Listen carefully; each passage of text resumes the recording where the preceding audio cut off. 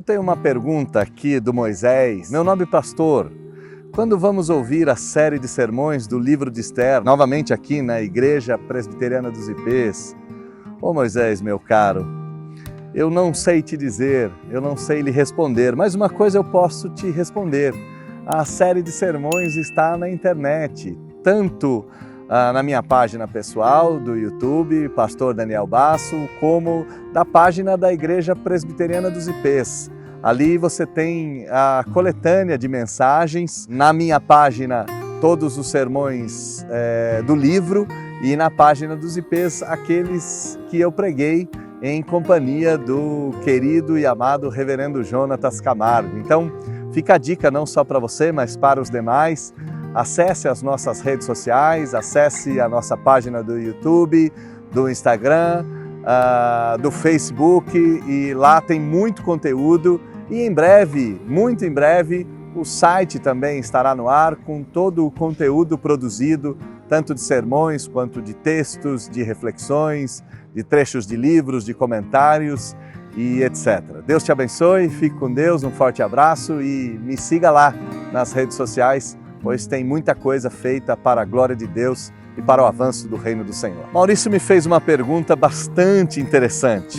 A pergunta do Maurício é: como Deus julgará as guerras que houve neste mundo? Maurício, as guerras são horrorosas, as guerras são destrutíveis, nefastas, elas são o nível mais baixo com que um ser humano pode chegar e conviver com o seu próximo. Contudo, há um contexto de guerras justas, a guerra de proteção dos mais fracos, a guerra de proteção da família, a guerra de proteção do território. Guerras como esta, em toda a história da Escritura, foram consideradas guerras justas. Não estou dizendo de guerras santas, estou dizendo de guerras justas. E numa guerra, você está lutando para defender a própria vida, para defender a terra e para defender a própria família. Eu entendo que Deus julgará essas ações mediante na questão opressor e oprimido. Contudo, vale dizer, nem opressor nem oprimido, se não tiverem o Senhor Jesus como Salvador, não serão salvos. Lembremos, nossos atos não são suficientemente grandes para nos salvar, mas são terrivelmente eficazes para nos condenar. Atirando uma arma de fogo numa guerra, ou não, sem o Senhor Jesus, estamos todos condenados. Aqui vai minha resposta, Deus te abençoe, obrigado, viu Maurício? Mande mais perguntas, é sempre um prazer poder lhe responder. Paulo me fez uma pergunta de ordem prática: como lidar com as crises financeiras? Meu irmão, nós vivemos num contexto de queda, num contexto onde dificuldades surgem em todas as áreas. Temos dificuldades emocionais, temos dificuldades racionais, cognitivas, temos dificuldades financeiras, temos dificuldades amorosas, temos dificuldade na educação de filhos, temos dificuldade nos relacionamentos com pai e mãe. Neste mundo caído, problemas é o que não falta. Como nós devemos lidar não só com as crises financeiras, mas com todos os outros problemas? A Escritura é um guia eficaz para nos orientar como nós devemos nos portar. A Escritura vai nos dizer que nós devemos buscar, por exemplo, a moderação, o domínio próprio, e as crises financeiras, em algum sentido, envolvem a vaidade, o descontrole, o desejo de, por meio de coisas, satisfazer o desejo do coração. Então, a minha dica é genérica. Eu sei, talvez ela não consiga ou não atenda à sua expectativa, mas por meio da Escritura Sagrada, temos chaves, temos orientações, temos textos que nos orientam a como lidarmos com a crise financeira. Só que uma coisa eu posso lhe afirmar: crises financeiras vão e vêm. Dias bons e dias maus se alternam. Neste mundo, as coisas são mutáveis. Então encare-as como mutáveis. Vai passar. Daqui a pouco, novos tempos virão. E depois dos novos tempos, dificuldades virão. E nesse ciclo interminável, vamos aprendendo a caminhar ao lado do Senhor e vamos aprendendo a continuar a rota do peregrino em direção à Nova Jerusalém. Deus te abençoe, meu caro. Deus te ajude nas suas demandas. Deus te dê sabedoria para lidar com essa dificuldade e com outras tantas. Quando nós colocamos essa possibilidade de responder perguntas, aparecem aquelas perguntas feitas de foro íntimo. Então aqui a pergunta foi feita por Universo Corintiano e provavelmente o detentor dessa página sabe que aqui bate um coração palmeirense, palestrino, como eu costumo dizer. E a pergunta é, chamar Copa Rio de Mundial é atentar contra o novo mandamento? Lógico que não, meu irmão. Chamar Copa Rio de Mundial é a verdade histórica. A pergunta que nós devemos fazer não é se o Palmeiras tem ou não o Mundial, porque isso é fato. Todos sabem que o Palmeiras é campeão mundial de 1951. A pergunta é, o que mudou na Copa Rio que ela deixou de ser considerada um campeonato mundial? É essa pergunta a ser feita. Então, você pare de me provocar, viu, rapaz? Porque aqui é Palmeiras. Deus te abençoe, um abraço. Mande mais perguntas. Será um prazer interagir com você, inclusive nessas coisas de futebol. Fique com Deus. Um abração. Eu tenho uma pergunta de uma irmã, Lele Cristina, que gostaria de saber que eu indicasse uma teologia sistemática mais simples. Minha irmã, o Louis Berkhoff, teólogo, que escreveu uma teologia sistemática fabulosa, talvez uma das teologias sistemáticas que eu mais goste, também escreveu o Manual de Doutrina Cristã. E o Manual de Doutrina Cristã, ele é reduzido, ele é um pouco menor. E é uma teologia sistemática introdutória excelente. Então vale a pena, antes de ler o Berkoffão, ler o Berkoffinho, como no campo teológico nós chamamos.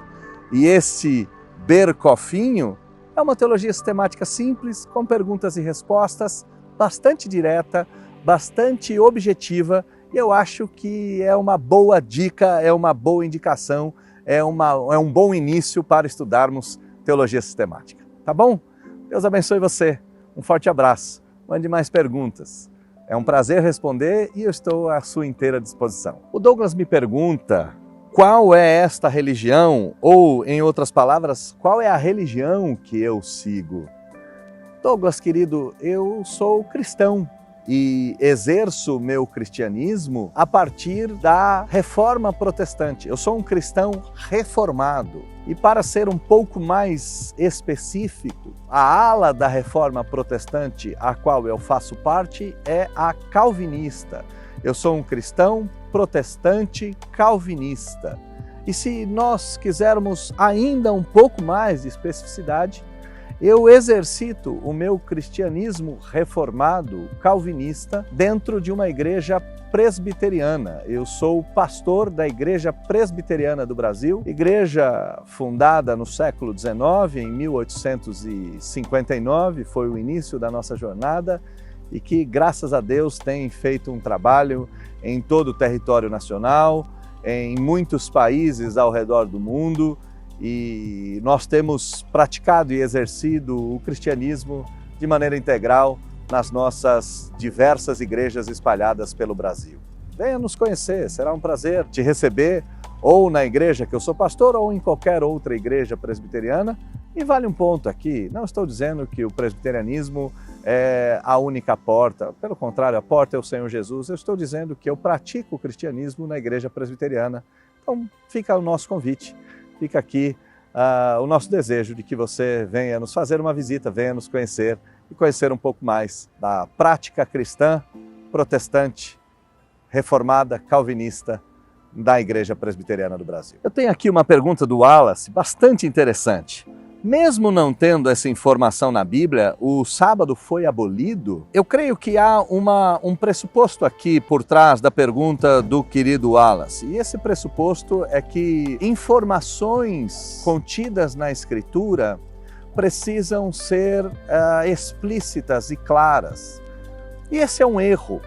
Você não vai encontrar, por exemplo, a palavra pecado original, você não vai encontrar a palavra trindade, você não vai encontrar o termo que a Bíblia é inerrante, infalível e autoritativa, você não vai encontrar nenhuma nomenclatura sobre as duas naturezas de Cristo, você não vai encontrar nada que fale a respeito da presença de Cristo no céu, na terra, no meio da igreja, de forma explícita. Você não vai encontrar essas doutrinas. Então, devemos entender que você faz teologia a partir do texto, você faz teologia a partir das consequências do ato, você faz teologia a partir das deduções naturais, e a questão do sábado está nesta realidade.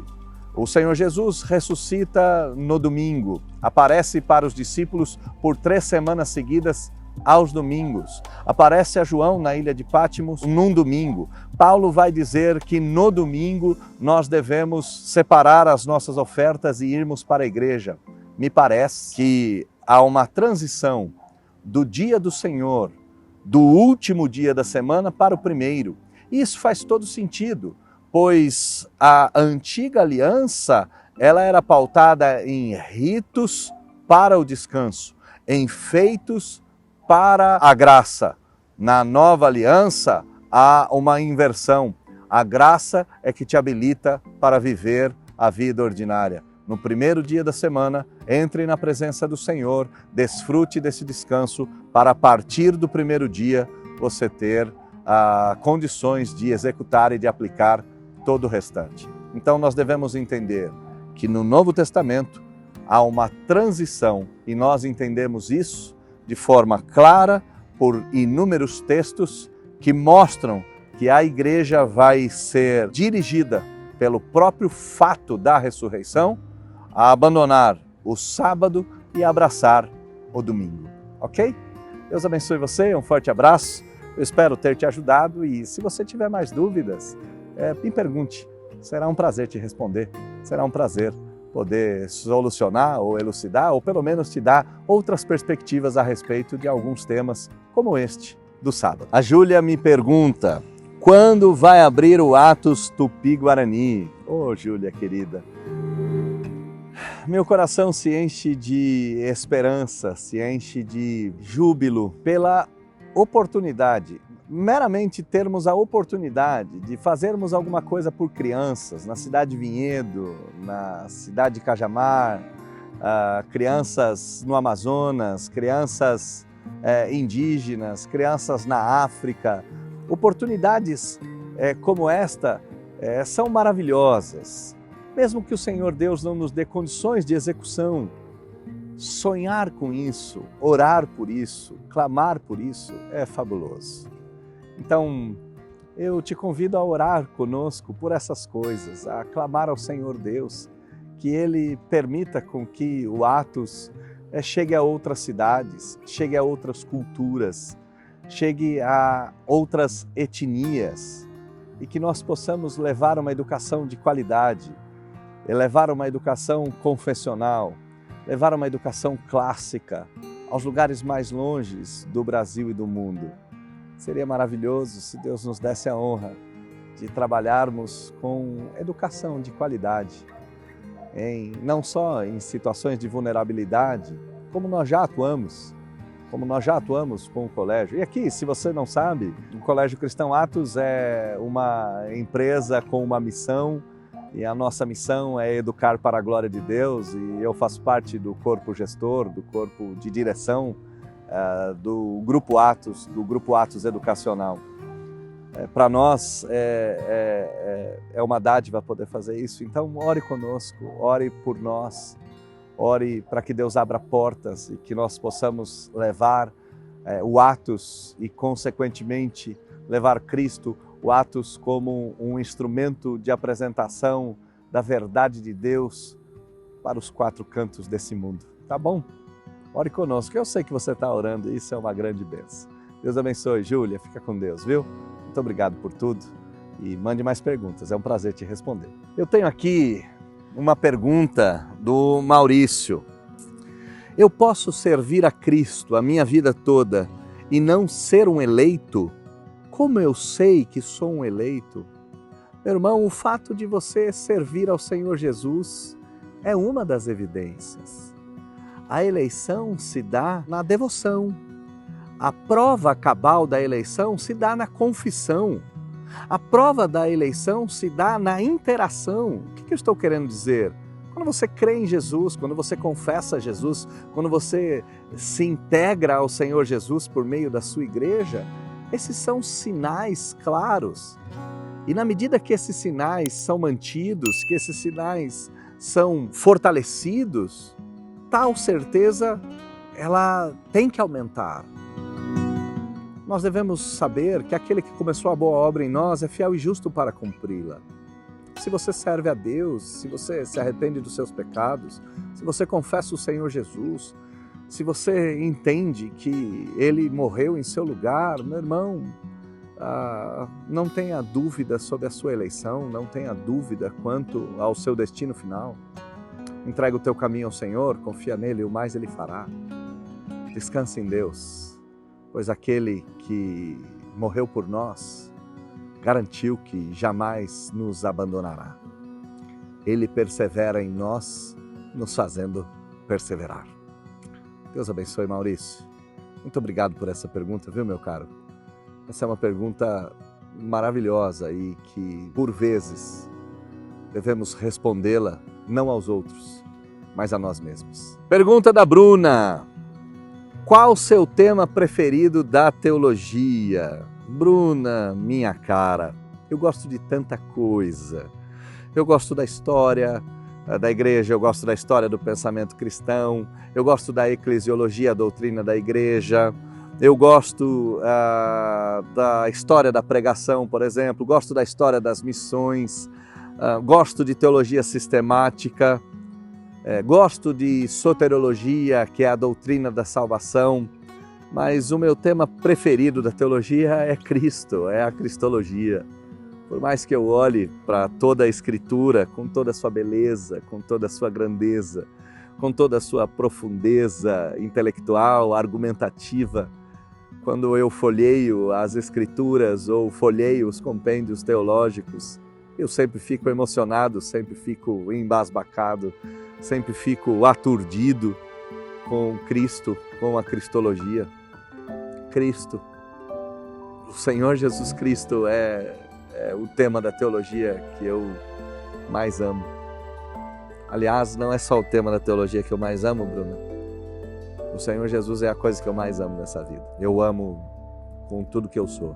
Eu recebi uma pergunta e aqui eu quero pedir desculpas a Dani Alves, que fez essa pergunta lá no início. Dani, essa pergunta passou e a pergunta foi formulada mais ou menos assim: como conciliar tudo isso hoje em dia? Tudo isso o quê? A nossa proposta. Como falar de educação escolar, criação de filhos, filosofia, literatura, teologia. Dani, eu entendo que a vida, apesar de ser diversa, ela tem um todo orientador. E o todo orientador da existência é o Senhor Deus. É o Senhor Deus e a sua palavra. Se nós levarmos em conta esse todo orientador, nós devemos pensar que todas as coisas da vida devem confluir para quem Deus é e sua verdade. A criação de filhos deve apontar para quem Deus é e sua verdade. A filosofia deve trazer a verdade de Deus. A literatura deve ilustrar tais realidades nos contextos mais diversos. A teologia deve ser as balizas pelas quais nós sabemos o limite daquilo que nós devemos trazer e daquilo que nós devemos rejeitar. A forma de nós amalgamarmos todos os campos do saber é ter um todo orientador, um todo confluente. Deus e sua palavra é onde todas as coisas devem fluir e, a partir deste ponto central, ressignificar. A partir de Deus, de quem Deus é, nós olhamos para a literatura.